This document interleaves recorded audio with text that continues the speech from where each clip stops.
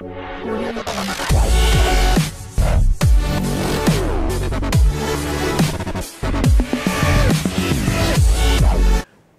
रसिक मित्रांनो, नमस्कार.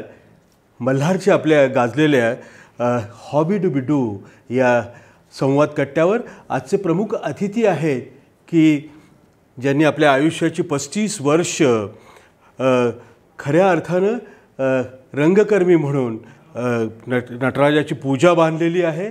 अनेक पारितोषिकं त्यांच्या नावावर आहेत.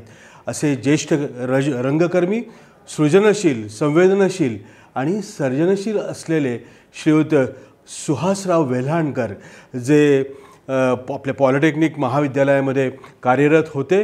80 वर्षाचे असलेले आणि आजही ताजेतवाने असलेले आणि अजून माझ्या वाटेला जर करण्यासारखा रोल असेल तर मी जिद्दीने व्यवस्थितपणाने तो जगेल, तो साकारेल, अशी ज्यांची भूमिका आहे असे श्रीयुत सुहासराव वेल्हाणकर आज आपल्यामध्ये आहेत. नमस्कार सर. नमस्कार. नमस्कार. आमच्या या 191व्या भागामध्ये आपलं मनस्वी आणि सहर्ष स्वागत. आमच्या खानदेशातील रसिक मंडळी जी आहेत ती तुमच्यासारख्या ज्येष्ठ रंगकर्मीला नक्की तुमची जी जर्नी आहे, जो प्रवास आहे प्रदीर्घ 35 वर्ष, क्या बात आहे. आणि ज्या जिद्दीनं तुम्ही आजवर ही सगळे नाट्यप्रवास आपला आहे, तर मला सांगा काही कलेचा, ह्या नाट्यकलेचा असा वसा वारसा किंवा पूर्वपीठिका काही आहे? पूर्वपीठिका म्हणजे माझी आई जी होती, अच्छा, ती कामगार कल्याण केंद्रामध्ये सर्व्हिसला होती. बरं बरं. आणि ती त्यांच्या ज्या स्पर्धा व्हायच्या त्याच्यात तर ती काम करायची. अच्छा.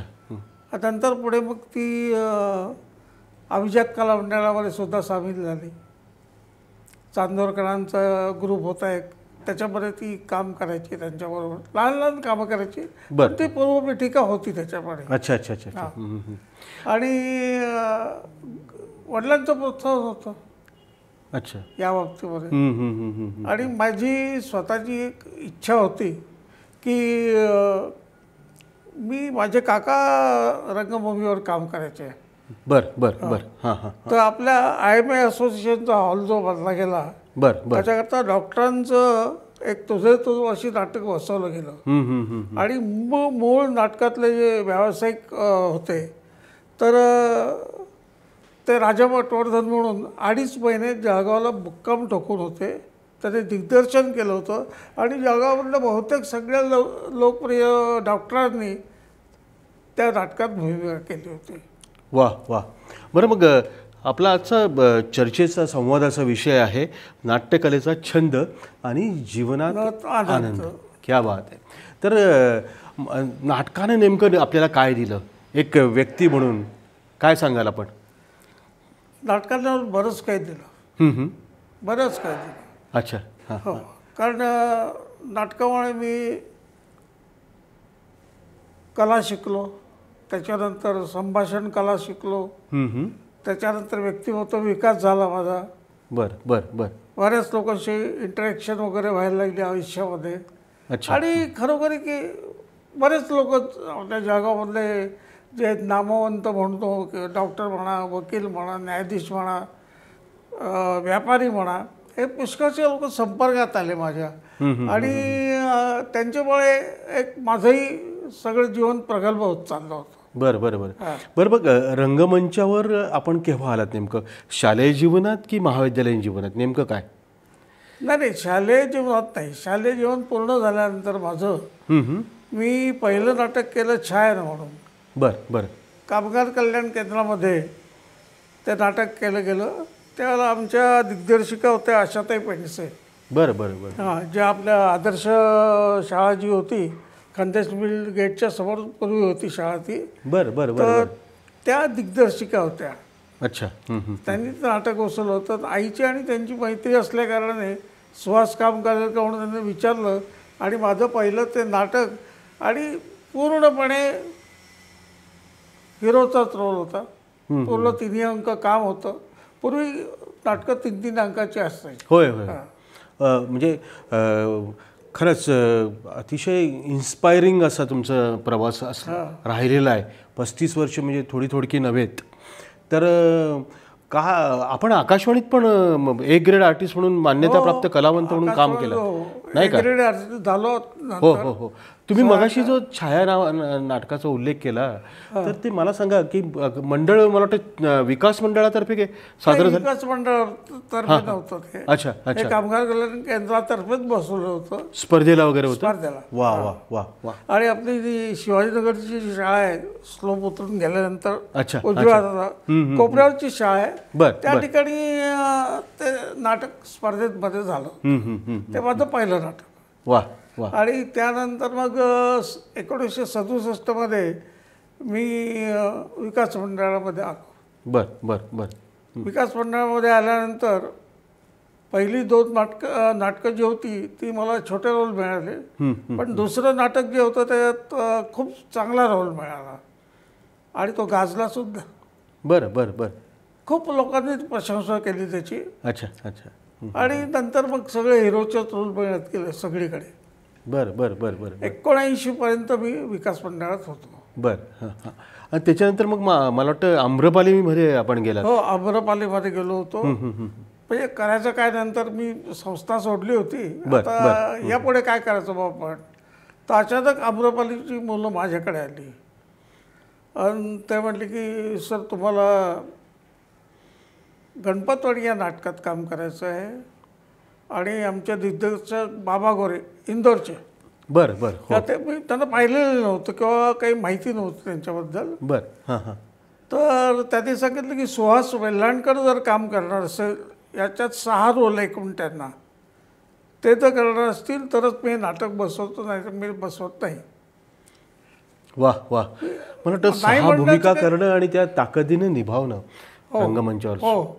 काय कसे परिश्रम आपण घेतलेत नेमके 6 भूमिका आणि मला वाटतं मायमिंग होतं ना. हो मायमिंगचं होतं. अच्छा म्हणजे मायमिंग हा प्रकार त्याच्यामध्ये पहिल्यांदा आलेला होता. आणि सर्वात महत्त्वाची गोष्ट म्हणजे त्याच्यामध्ये 6 रोल होते वेगवेगळे व्हेरिएशन्स होत्या. आणि मला एक आश्चर्य वाटलं की ज्या बाबा गोरेंना मी बघितलेलं नाही किंवा त्यांनी मला बघितलेलं नाही आहे या माणसाने मला का बोलवावं. तर मी साहजिकच जरा थोडंसं संभ्रमित होतो. पण प्रत्यक्षात त्यांना भेटल्यानंतर त्यांनी मला डायरेक्टर्स वगैरे काही दिलेले नाही. फक्त ही स्क्रिप्ट आहे आणि हे रोल तुम्हाला करायचे आहेत. ठीक आहे म्हटलं काय हरकत नाही करतो. मी नाही हा शब्द नाटकाच्या बाबतीत माझ्याकडे नव्हताच. आणि त्या 6 रोल मी जे काही केले त्यात स्पर्धा आपली औरंगाबादला व्हायची बरोबर. तर तिथे मायमिंग हा प्रकार नव्याने होता. आणि आपले त्यावेळेला डिपार्टमेंट सुरू होतं ड्रामा डिपार्टमेंट सुरू होतं गावाचं 2रंच वर्ष होतं. आणि पहिला अंक झाल्यानंतर ड्रामा डिपार्टमेंटची मुलं मला भेटायला आली. म्हणे सर आमचं 2रं वर्ष आहे आणि आमच्या प्राध्यापकांनी आम्हाला पाठवलेले की तुम्ही मायमिंग हा प्रकार कुठे शिकला कोणी शिकवलं तुम्हाला. म्हटलं मला शिकवलं कोणीच नाही आहे. निरीक्षण आपण समाजात ज्या ज्या वेळेला वावरतो इकडे तिकडे आपल्याला जी कॅरेक्टर्स आवडतात ती आपण लक्षात ठेवतो. त्यानंतर समोरची परिस्थिती कशी असते आणि गर्दी कशी असते लोक कसे असतात काय असतात हे सगळं मी निरीक्षण करून केलं होतं. आणि त्या दोन्ही याला प्रचंड टाळा मिळाला आणि तो विद्यार्थी त्याच्यामुळेच मला भेटायला आले. पण आमच्या प्राध्यापकांनीच पाठवलेलं आहे म्हणे. त्यात सांगितलं निरीक्षण हा सर्वात महत्त्वाचा भाग आहे भूमिका करायची झाल्यास. आणि फक्त व्यक्तिमत्वांचं नाही आजूबाजूची परिस्थिती कशी असते त्यावेळेला लोक काय करतात काय नाही करत हे सुद्धा बघावं लागतं. आणि त्याप्रमाणे ते बघितलं सगळं. होय होय. आपल्या भूमिका खरं तर तुम्ही समरसून केलेल्या आहेत. मी पण पाहिलेल्या आहेत आणि आपल्या खानदेशातील अनेकांना तो नाट्यानुभव आपण दिलेला आहे. तर मग व्हॉइस कल्चर त्याचा आवाजाचा उत्तम उपयोग नटाने करायला पाहिजे याबाबतीत आपण काय सांगाल. नक्कीच तो करायलाच पाहिजे. अच्छा. आणि त्याचे व्हेरिएशन्स घेण्याकरता तुमचं निरीक्षण असलं पाहिजे. खरं आहे. म्हणजे जो रोल तुम्हाला मिळालेला आहे आयुष्यामध्ये, त्या रोल त्याचा लहेजा काय आहे, त्याची बोलीभाषा कशी असेल, त्याचं प्रोनाऊन्सिएशन कसं असेल, ह्या सगळ्या गोष्टी अत्यंत महत्त्वाच्या आहेत आणि त्याचा अभ्यास करावा लागतो. थोडाफार का होईना तुम्ही अभ्यास केला आणि निरीक्षण तुमचं चांगलं असेल तर तुम्हाला ते सगळं व्यवस्थित करता येतं. वा. विकास मंडळ, त्याच्यानंतर थिएटर आम्रपाली. मला वाटतं पंचममध्ये सुद्धा आपण बऱ्याच कालावधीमध्ये आम्रपाली ते एकच नाटक केलं मी, गणपतवाणी. बर बर बर. आणि त्याच्यानंतर मग पंजाबच्या मुलांनी मला बोलवलं की बा, मित्रच होते माझे, तर म्हणे सुहास तू येतोस का आमच्याकडे. म्हटलं यार मला काही प्रॉब्लेम नाही, येतो मी. आणि पंजाबने मला खूप नाव दिलं. अच्छा अच्छा. खूप नाव दिलं. म्हणजे तिथे माझ्या मिसेसने माझ्याबरोबर काम केलं त्या नाटकांमध्ये आणि खूप चांगला अनुभव होता मला तो. अच्छा अच्छा. पंजाबमधला एक समृद्ध आणि नाटकाच्या दृष्टिकोनातून श्रीमंत करणारा असा अनुभव तिथं आपण घेतला. आपण आपल्या सहचारिणींचा त्यांचा उल्लेख तुम्ही अगदी याच्याने करतायत का, आणि हे सगळं करत असताना एकीकडे नोकरी सांभाळणं, प्रापंचिक गोष्टी, हा सगळा प्रवास आणि त्यात नाट्यकलेचा छंद मनापासून जोपासणं, हे सगळी तारेवरची कसरत आहे. आणि याला मग फॅमिली सपोर्ट हा फार महत्त्वाचा असतो. आपण आता वहिनींचा उल्लेख केला, काय सांगाल त्यांच्याबद्दल? मला वाटतं त्यांना पण त्या पण चांगल्यापैकी अभिनय करतात. नाटकात चांगल्यापैकी अभिनय करते. अच्छा अच्छा. त्यात आकाशवाणीवर तिने मग काम केलंय. फक्त आम्ही दोघांनी एकत्र काम झालं नाही आकाशवाणीला. बरं बरं बरं. पण खूप चांगला अनुभव आहे तिचा. आणि सगळं सांभाळून, म्हणजे तो एक वैशिष्ट्यपूर्ण सांगतो, आम्ही लोककथा 78 केलं होतं. बर. आणि नोव्हेंबर डिसेंबरच्या दरम्यान गावात परीक्षा चालू असतात विद्यार्थ्यांच्या, आम्हाला कोणी परवानगी देईना. अच्छा. कारण हल्लाकल्लोळ खूप होता त्या नाटकामध्ये. तर सांगायचं वैशिष्ट्य असं की मग मी त्यावेळेला पॉलिटेक्निकमध्ये होतो. मी आमचे प्राध्यापक विपाट प्रिन्सिपॉल होते. त्याला म्हटलं सर असा असा प्रॉब्लेम आहे माझा, काय करू, आपल्याकडे जागा आहेत, आपण देऊ शकता का? तर मेकॅनिकल लॅबमध्ये त्यांनी मला जागा दिली. बरं. आणि मग नंतर आम्ही सलग 15 दिवस रात्री 10 ते सकाळी 5 या वेळामध्ये मी आणि मिसेस दोघांनी काम केलेलं होतं याच्यात. आणि माझा मुलगा फक्त 6 महिन्याचा होता त्यावेळेला. बरं बरं बरं. अच्छा. तो 6 महिन्याचा असताना त्याला घेऊन जाणं, कारण तो राहायचा नाही ना आईशिवाय. मग त्याला ती झोपवायची तिथे. आणि मग नंतर आमची जी प्रॅक्टिस सुरू व्हायची तर ती सकाळी 5ला संपायची. 5च्या भोंग्याला आम्ही बाहेर पडायचो आणि घरी यायचो. त्यानंतर वैशिष्ट्य माझ्या मिसेसचं असं की घरचं सगळं स्वयंपाक वगैरे करून ती ड्युटीवर जायची आणि घरी 3 वाजेपर्यंत यायची. रात्रभर झोप नाही. 3 वाजता आल्यानंतर माझ्या वडिलांनी खूप सपोर्ट केला आम्हाला, खूपच सपोर्ट केला, आईने, वडिलांनी. आणि तिची खूप काळजी घेतली त्या बाबतीमध्ये. मग घरी आल्यानंतर तिला झोपायची व्यवस्था केली. त्याला डिस्टर्ब कोणी करू नये म्हणून माझे वडील सतत तिच्याजवळ बसलेले असायचे खुर्ची टाकून. तिला कोणी उठवू नये आणि हे करू नये म्हणून. मग संध्याकाळी 7ला उठायची, सगळं स्वयंपाक वगैरे आवडायचे आणि परत नाईट ड्युटीला जायची. हा सगळा तिच्याशिवाय म्हणजे काही खरं नव्हतं एकंदरीत सगळं. खरं आहे. आपण अगदी म्हणजे क्रेडिट होम मिनिस्टरला खऱ्या अर्थाने देत आहे, चांगलीच गोष्ट आहे. पण मग आपल्या वाटेला आलेल्या सगळ्या भूमिकांचं अक्षरशः तुम्ही 52 कशी सोनं केलं, म्हणजे प्रयत्नांची पराकाष्ठा केली. मग तालीम हा विषय अत्यंत महत्त्वाचा असतो. तर त्या आधी म्हटलं जायचं की प्रॅक्टिस मेक्स मॅन परफेक्ट, पण आता perfect practice makes man perfect, कारण स्पर्धेचा कालावधी सगळ्या गोष्टी आहेत. तर परफेक्शनच्या बाबतीमध्ये काय, कारण तुमच्या भूमिका तुम्ही ज्या पद्धतीनं जगलेला आहात त्याच्यामध्ये परफेक्शन या दृष्टिकोनातून तुमचं जास्त त्याच्याकडे म्हणजे लक्ष असायचं कटाक्षानं. काय सांगाल याच्याबद्दल? पूर्वी कसं होतं की तालमी आमच्या ज्या व्हायच्या 2.5 ते 3 महिने व्हायच्या. बरं. ओके. आणि परिश्रम तर स्वतःला घ्यावेच लागतात कलावंतांना. खरंय खरंय. आणि आमचे दिग्दर्शक त्या बाबतीमध्ये म्हणजे पाटणकर म्हणा, हेमंत कुलकर्णी म्हणा, किंवा आपला अशोक चव्हाण म्हणा, पृथ्वीराज चव्हाण म्हणा, बरं बरं बरं. ही सगळी मंडळी जी त्यांच्या दिग्दर्शनाखाली मी काम केलं ना, हां हां हां. ही कटाक्षाने मेहनत घ्यायची. बरं. अच्छा. आणि अभ्यास तर मी माझा स्वतःचा करायचो. एक गमत सांगतो की मला स्वतःला पहिल्यापासून कोणीही कुठले डायलॉग कसे म्हणायचे किंवा काय म्हणायचे हे मला कधी कुठल्याही डायरेक्टरने अजिबात सांगितलेलं नाही. बरं बरं. हां हां. मी माझी तयारी करायचो, मी बोलायचो, मग त्यांनी कधीच मला सूचना दिल्या नाही त्या बाबतीमध्ये. मी माझं डेव्हलपमेंट माझी मीच केली एकट्या. वा वा वा. पण मी हे सगळं समज असताना आणि खरं तर म्हणजे इतकं सशक्त माध्यम आहे, ते सर्वसमावेशक असं सगळं नाटकात सगळ्या कलांचा समावेश होतो, समुच्चय होतो. आणि इतकं म्हणजे आपण मगाशी उल्लेख केला की व्यक्तिमत्व विकास सुद्धा याच्यामुळे होतं. संप्रेषण काय आहे नेमकं ते आपल्याला कळतं, कम्युनिकेशन स्किल काय आहे ते आपल्याला त्याच्यामुळे हे करता येतं. आणि मग आपल्या वाट्याला ज्या भूमिका आल्या त्यांचं सोनं करत करत स्पर्धा आपण गाजवल्या आणि पुरस्कार सुद्धा अनेक प्रतिष्ठेचे आपण मिळवलेले आहेत. आणि राज्यनाट्य स्पर्धा हा एक अविभाज्य भाग आपल्या सगळ्यांच्या रंगकर्मींच्या जीवनामध्ये आहे. तर आता ती 60च्या पलीकडे ही स्पर्धा गेलेली आहे. आणि महाराष्ट्र राज्य हे एकमेव राज्य आहे की अतिशय असोशीनं कसोशीनं ही स्पर्धेचं आयोजन हे दरवर्षी नित्यनेमाने होत असतं. तर या स्पर्धेने काय आपल्याला दिलंय एक रंगकर्मी म्हणून? एक रंगकर्मी म्हणून मला स्पर्धेने खऱ्या अर्थाने मला आनंद दिला. वा. खूप आनंद दिला मला. अच्छा अच्छा.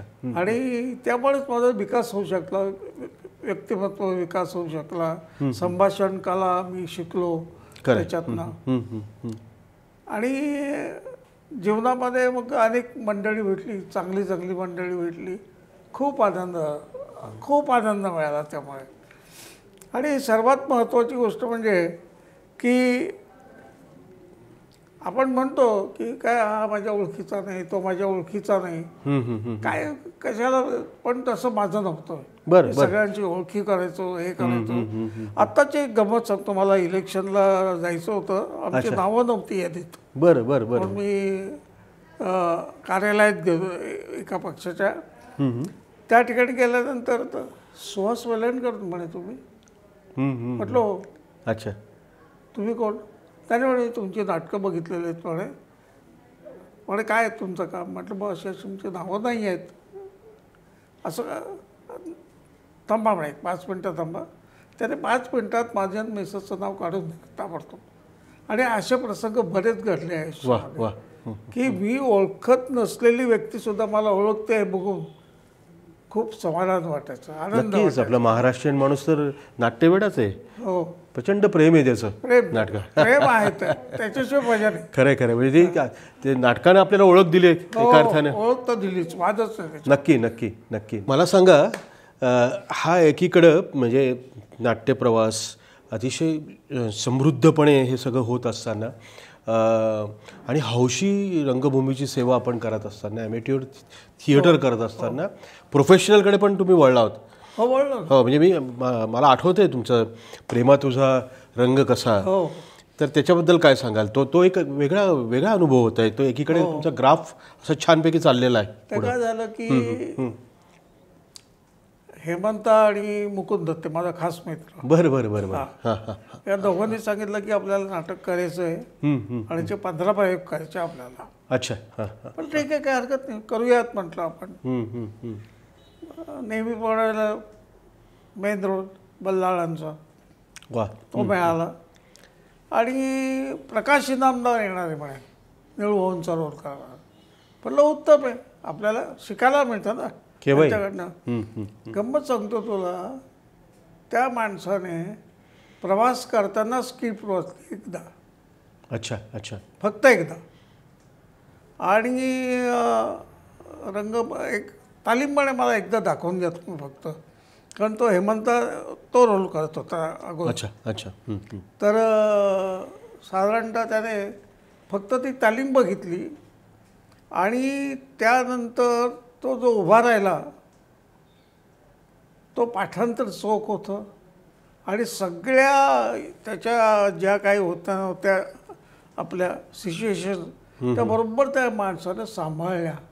अच्छा. अरे यार म्हटलं सला काय का म्हणजे खरोखर तुला सांगतो ना की इतकं कौतुक वाटतं मला त्या गोष्टीचं की किती मेहनत घेत असतील हे लोक आणि मला ते काम करायला मिळालं त्याच्याबरोबर तो आनंद एक वेगळाच होता. खूपच छान होता. वा वा वा वा. म्हणजे नाटक ही गांभीर्याने घ्यायची गोष्ट आहे. हो नाही का? कारण ते रिटेक हा नसतोच नाटकात. हो आणि ते मेक अँड बिलीव्ह अशा तंत्राने पुढे जात असतं. हो आणि मुख्य म्हणजे त्याचं महत्त्वाचं एक होतं त्यांना काय ॲडिशन्स करायच्या लोकांना प्रोफेशनल लोकांना सवय असतं ॲडिशन्स करायची इम्प्रोव्हिजेशन असतं. करेक्ट. तर तो विचारायचा मला बरं प्रकाश हां हां म्हणे सुहास मी अशा ॲडिशन्स किंवा प्रसंगाला घेतोय चालेल ना तुला. म्हटलं बाबा तू ज्या ॲडिशन्स घेशील ते फक्त मला सांगून घे म्हणजे झालं. कारण मी काही प्रोफेशनल म्हणून काम केलेलं नव्हतं कधी त्या. खरे पण काही खूप छान ट्युनिंग होतं आमचं त्याचं. अगदी छान ट्युनिंग होतं. वा वा. आणि 15 दिवसाचा सहवास खूप काही शिकायला मिळालं त्या माणसाकडनं. नक्कीच. बरं मग इतक्या विविध शेड्स कंगोरे असणाऱ्या भूमिका आपण साकारलेल्या आहेत 35 वर्षाच्या या सगळ्या जर्नीमध्ये. तर असा ड्रीम रोल आपल्या वाट्याला आला की अजून यायचा आहे? काय सांगाल? ड्रीम रोल म्हणशील तर आता असे बरेचसे नाटकं आहेत की जे आम्ही केले नाही कधी आयुष्यात. बर. पण इच्छा असते खूप संधी मिळायला पाहिजे ना तशी. होय. ती स्किप कुठल्याही लोकांनी घेतली नाही कधी, कुठल्याही दिग्दर्शकाने घेतली नाही. पण ही जी रोल मला मिळाले ना ते सगळे प्रॉमिनंट रोल होते. बरं. आणि मी ते केले. अच्छा. अगदी मन लावून केले सगळ्या गोष्टी करायला. थोडंसं यश अपयश थोडंसं मागे पुढे चालतंच नाही म्हटलं तरी त्या बाबतीमध्ये. पण खूप आनंद घेतला. आजही माझी इच्छा आहे की काही नाटकं जी आहेत त्यातला रोल आपल्याला करायला मिळालं तर बरं वाटेल. बरं. आता बघू योग असेल तर नक्की कर, नाही असं नाही. म्हणजे ही उर्मी ही ऊर्जा 80व्या वर्षी अशा पद्धतीची मनोभूमिका असणं आणि मला करायला मिळेल तर मी जरूर करीन. आणि परत तुम्ही मगाशी म्हटलात की प्रकाश इनामदारांकडनं तुम्हाला शिकायला मिळालं आणि ते तुमच्या प्रवासात सुद्धा तुम्ही त्यांच्याकडनं त्यांना एका अर्थानं एक प्रोफेशनल आर्टिस्ट एस्टॅब्लिश त्या म्हणजे हे सुद्धा हौशी रंगकर्मींना की जे आज 2-3 नाटकं केल्यानंतर खूप वेगळ्या पद्धतीने अगदी व्यसनाधीन आपली ही रंगकर्मीसुद्धा पिढी होताना आपण बघतो. पण तुम्ही ते जपलं. नाही मी जपलो. हां. आणि दुसरी एकीकडे हे सगळं आलेख तुमचा वाढत असताना संकटही येत गेलीत नाहीत का? पण मग ह्या सगळ्या याच्यातनं सुद्धा नाटकानं तुम्हाला अगदी अलगदपणाने बाहेर काढलं. काय सांगाल त्याच्याबद्दल? तेच सांगतो ना की संकट म्हणजे फार आली माझ्या तरी. अच्छा. 3 वेळा म्हणजे ॲक्सिडेंट झाले स्वतःचे. बरं. त्यानंतर 19ला माझी ओपन हार्ट सर्जरी झाली. बरं. आणि आत्ता 24 जूनला या मेंदूजवळ एक अशी हे नाही लेअर आलेली होती आतमध्ये. मग ते सगळं कवटी फाडून वगैरे मेजर सर्जरी झाली. ऑपरेशन झालं. वा. बरं. पण हे जे होतं ना याच्यात सगळं सहकार्य माझी मुलं दोघी प्रसन्न आणि प्राजक्ता आणि मानसीला काही तोडच नाही ती त्या मेडिकल फील्डमध्ये होती. पण इतकी काळजी घेतली या लोकांनी की मला अशी भीती नाही वाटली ऑपरेशन थिएटरमध्ये जाताना. आणि हा एक गजानन महाराजांचा आशीर्वाद आहे मला. म्हणजे ओपन हार्ट सर्जरी झाली त्यावरती ती साशंक होती. मी तुला म्हटलं काही काळजी करू नको मी परत येतोय. वा.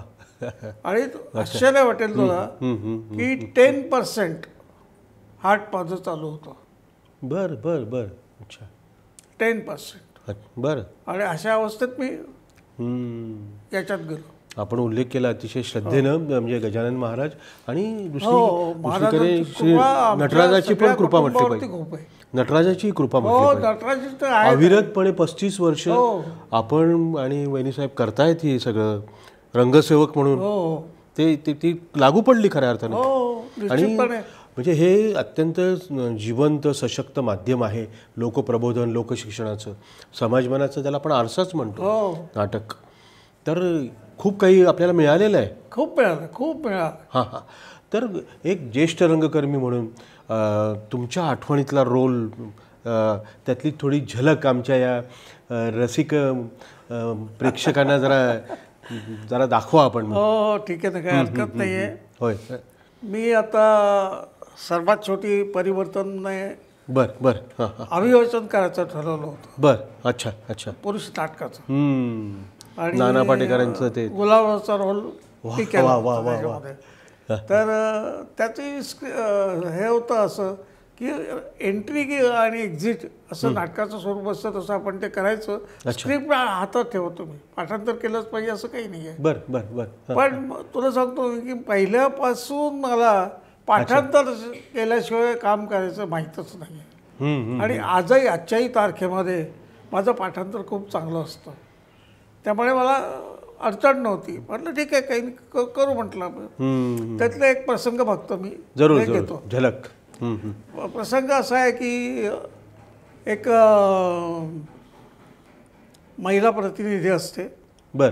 सामाजिक कार्यकर्ता असते ती. अच्छा अच्छा. आणि तिला मी याच्यावर बोलवलेलं असतं रेस्ट हाऊसला, आणि तिचे वडील आदर्श शिक्षक असतात. बर. तर ते तिला सोबत म्हणून ते संध्याकाळच्या वेळेला घेऊन आले होते. कारण हे याच्यापासनं, गावापासून दूर असं ते रेस्ट हाऊस होतं, आणि तिथून आजूबाजूला 5 किलोमीटर काही सोय नव्हती. बर बर. तर तो एकटी येते, त्यावेळेला मी आपलं पीत बसलेलो असतो.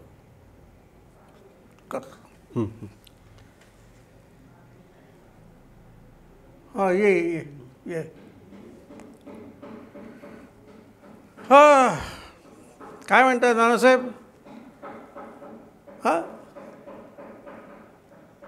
नाही नाही, आज नका येऊ, आज नका येऊ. काय डाक बंगल्यावरती आहे हो.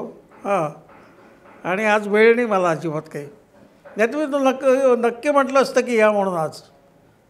उद्या परवाकडे बघू ना आपण, जरा जमेल त्याला आठवड्याभरामध्ये. हां, दिसतंय ना तुला मी बोलतोय ते? होय. जरा शांत. हां, बोला नाना. अरे काय तुम्ही जिल्ह्याचे शहर प्रमुख, मी तालुक्याचा, फरक आहेच ना शेवटी, नाही म्हटलं तरी. हां, तर तेव्हा पुढच्या ह्याच्यात बोलवतो मी तुम्हाला, तुम्ही या नक्की त्यावेळेला. आता कोणी आहे का बरोबर? तुम्हाला तर माहिती आहे डाक बंगल्यावरती आपण कशा करता जातो ते. हां, बोला आणखीन काय? चला ठीक आहे, मग काय हरकत नाही. हां हां, या, काय हरकत नाही. मी तुम्हाला कॉल करतो नंतर. ते साधं कळत नाही का ग तुला? इथे मोठ्या माणसाची बोलत असताना तू आपली सारखं घाईगर्दी करते. वडील तुझ्या ना? हां, त्यांना माझ्या माणसांनी बांधून ठेवलं आहे. घेते का? घेते? अरे काय, आता रात्र घालवायची आपल्याला बरोबर. हां, घे जा.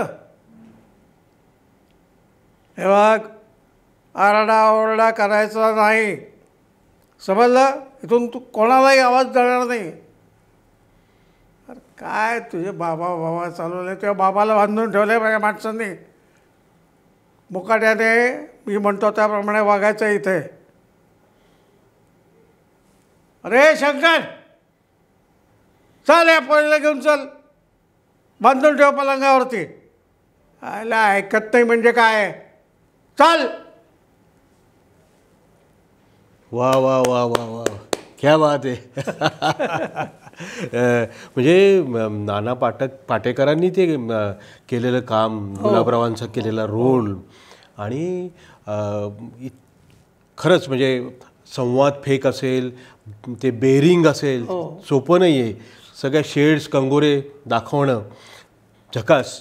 म्हणजे आमच्या रसिक प्रेक्षकांना 80व्या वर्षी हा असा गुलाबराव उभं करणं प्रसन्न आहे. क्या बात आहे, क्या बात आहे. महाराजांची कृपा आहे. नक्की नक्की आणि माझ्या फॅमिलीचं सहकार्य आहे. होय होय होय होय. बरं, मग आपल्या सगळ्यांच्या बकेट लिस्टमध्ये अनेक गोष्टी करायच्या, आपल्याला हे करायचं, आपल्याला ते करायचं, ते करायचं, अशा अनेक गोष्टी असतात. हो, आपल्याही असणार आहे नक्कीच. तर असे काही संकल्प आणि रंगभूमीसाठी सुद्धा आता आपण जळगावात असतात, पुण्यात जास्त असतात, तर त्या दृष्टिकोनातून आणि दुसराही याला जोडून प्रश्न असणार आहे की अनेक संकट ह्या स्पर्धेच्या कालखंडामध्ये आपल्या रंगभूमीसमोर सुद्धा चॅलेंजेस येत आहेत, आव्हाने येत आहेत. तर आपली खानदेशी रंगभूमी, आपले हौशी कलावंत यांच्यासमोर जे काही वेब सिरीज असतील, नंतर AIचं तंत्र नवीन नवीन, तुम्ही केलेली नाटकं त्या काळातली फारसे सगळ्या सुविधा, आयुध नाही, काही नाही, सुसज्ज असं काही टेक्निक्स नाहीत, तरीही तुम्ही ते अजरामर केल्या सगळ्या भूमिका, भूमिकेचं सोनं केलं. पण आत्ता मात्र तसं होताना दिसत नाही. चॅलेंजेस खूप आहेत. आणि एकीकडे दुसरीकडे पटकन रॅट रेस पण आहे की पटकन प्रसिद्धी हवी असते, पण आधी सिद्धी माहितीये का ह्याच्यामध्ये थोडंसं मी सांगतो की जसं आमच्या काळात 2.5 ते 3 तास तालीम घ्यायची दररोज, आणि ते 3 महिने जवळजवळ. अच्छा. आणि हे नाही, तडजोड नाही त्या बाबतीमध्ये काही. बर. तर अशा ह्याच्यात मी तयार झालेलो होतो. आणि आता जे हल्लीचं मी काही रंगभूमीवरचे बघितले मित्र माझे, अच्छा, तर 15-20 दिवसात नाटक करायचं म्हणजे मला योग्य नाही वाटत, खरं सांगायचं.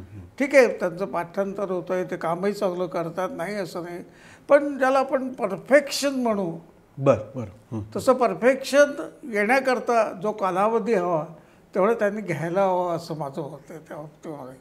खरं. आणि परफेक्शनशिवाय काही मजाही नाही आहे. आणि थोडंसं मला जाणवलं, ते असं जाणवलं की दिग्दर्शक आणि कलावंत यांच्यामध्ये जो समन्वय हवा, म्हणजे जसं एक तू दिग्दर्शक आहे, मी काम करणार वाटते, एक सूचना मला देतोय तू, मला नाही पटत ते, तर मी स्वतः कलावंत होऊन ते दिग्दर्शकाला समजावून सांगितलं पाहिजे. आणि दिग्दर्शकाने सुद्धा ते ऐकावं, त्याच्यावर विचार करावा आणि त्यांचं काय मत आहे ते त्यांना सांगावं. हा एक सुसंवाद जो व्हायला हवा ना एकमेकांमध्ये, तो तसा मला दिसत नाही होता. ओके. म्हणजे भूमिका करण्याच्या अगोदर ती जी पूर्वाभ्यास आहे, पूर्वाभ्यास पाहिजे, निरीक्षण आहे, म्हणजे चतुरस्त्र अभिनेत्यांना त्याच्याकडे असलेल्या क्वालिटीज कुठल्या असल्या पाहिजे, काय वाटतं आपल्याला? आणि जाता जाता ह्या सगळी संवाद यात्रेची खरं तर आपल्याकडे वेळेची मर्यादा असल्यामुळे आपण सांगता करतोय, पण आमच्या तरुणाईला एक मार्गदर्शक ह्या याच्यातले, आणि सगळा तुमचा ग्राफ इतका समृद्ध आहे, आणि हा छंद जोपासता एक ओळख रंगभूमीवरचं एक निस्पृह असे रंगसेवक म्हणून तुम्हाला लाभलेली आहे. काय संदेश द्याल आपल्या या तरुणाईला? की संदेश वगैरेचा एवढा मोठा नाही, तेवढा अधिकार पण आहे, अनुभव आहे माझा, हे निश्चित आहे. आकाशवाणीचा आहे, रंगभूमीचा आहे. परीक्षक म्हणून सुद्धा आपण बऱ्याच ठिकाणी मोठ्या स्पर्धांना 5-6 ठिकाणी गेलो. नक्की. राज्य नाट्य स्पर्धा आहे, कामगार कल्याण स्पर्धा आहे, STच्या स्पर्धा आहे, या बऱ्याच ठिकाणी मी परीक्षा आणि एकांकिका नक्की त्याला परीक्षक म्हणून गेलेलो आहे. पण त्याच्यापेक्षा मला काम करण्यातला आनंद जास्त आहे.